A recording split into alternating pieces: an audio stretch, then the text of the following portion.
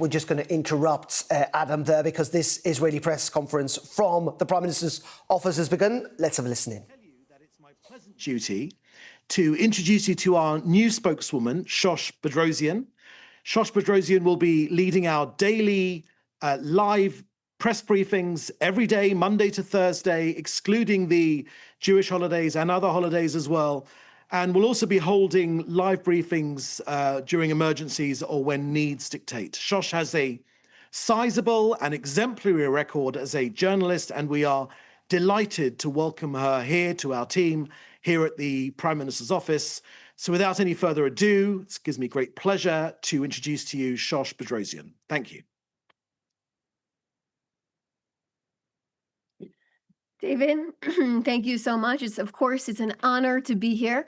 For every journalist that's listening right now, please just put your questions in the chat of the Zoom directed at me, of course, with your name and your outlet that you are with. I will take a few questions after I give a couple of very brief points to share with you, starting now. Allow me to share with you that Israel remains determined to meeting its goals of the war. The 5 principles adopted by the cabinet for ending the fighting are: 1, disarming Hamas; 2, returning all of the hostages, the living and the deceased alike; 3, demilitarizing the Gaza Strip; and 4, Israeli security control over the Gaza Strip; and 5, the establishment of an alternative civilian administration that is neither Hamas nor the Palestinian Authority. Now, on the topic of countries recognizing a Palestinian state, now there have been media reports suggesting the British Prime Minister Keir Starmer is planning on announcing the UK's recognition of a Palestinian state today, a maneuver that Prime Minister Netanyahu has called absurd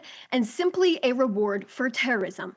Prime Minister Netanyahu told me earlier today that the war Hamas started on October 7th is not a war about forming a state, reiterating the central conflict here is not about the terror group getting their own state, as they have been offered this, of course, we know several times within the last few decades. Prime Minister Netanyahu said they don't want a state next to Israel. They want a state instead of Israel, the only Jewish state in the world that is consistently thwarting attacks from terror proxy groups on a daily basis. Prime Minister Netanyahu says Palestinians have refused to accept a state next to Israel and any territory that was given to the terror group in the past. And of course, we know was used to attack the state of Israel over and over and over again. The Prime Minister has made it very clear to me that his message to nations that are taking the avenue to disregard the sheer utter chaos Hamas has thrusted Gaza into and Israel, including our soldiers, families, and of course hostages still held in Hamas captivity, that the people of Israel aren't going to commit suicide because of the political needs of European politics. Now, I can share with you the Prime Minister will be leaving for the United States after Rosh Hashanah and is scheduled to address the United Nations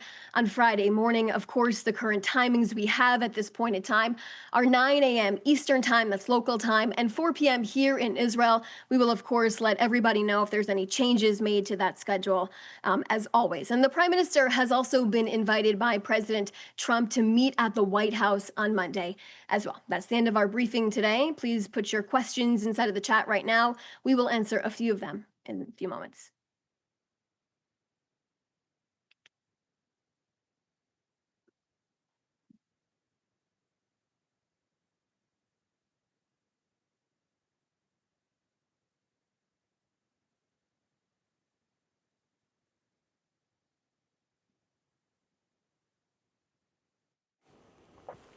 Well, as we are listening in there to the Prime Minister's office in Israel delivering that news conference, I think they are awaiting questions from journalists. And as soon as they start answering that, we will return to it. But we did hear there effectively that the Israeli government, Benjamin Netanyahu, thinks that the decision that we're expecting to be announced later on this afternoon, that the Prime Minister in the UK will announce the recognition of a Palestinian state by the British government, it's been branded as absurd and as a reward for terrorism. And we've heard this repeatedly from Israel, that many fear that it is a reward, particularly for Hamas and the attack on October 7th. Let's again have a listen in. Can you confirm any of that?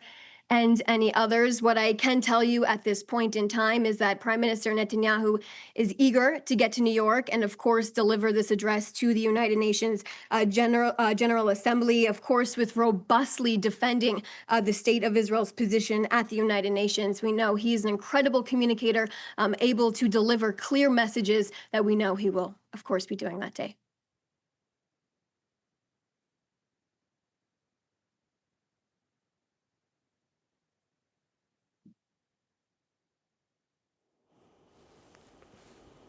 Well, of course, we are expecting these moves, and it's not just the UK, it must be said, but also France, Canada and Australia to recognise the state of Palestine at the UN General Assembly. That was just being talked about there. The UN, of course, meets in General Assembly form every year. It is a big moment. Our Prime Minister, Sir Keir Starmer, will be there alongside world leaders, but it is also expected the Israeli Prime Minister will be there. Clearly, they are not in favour of the UK and others' recognition of a Palestinian state, as it has been branded as absurd. Let's listen in again. That joined us today and look forward to the next briefing. Actually, looks like we have one more question coming in right now.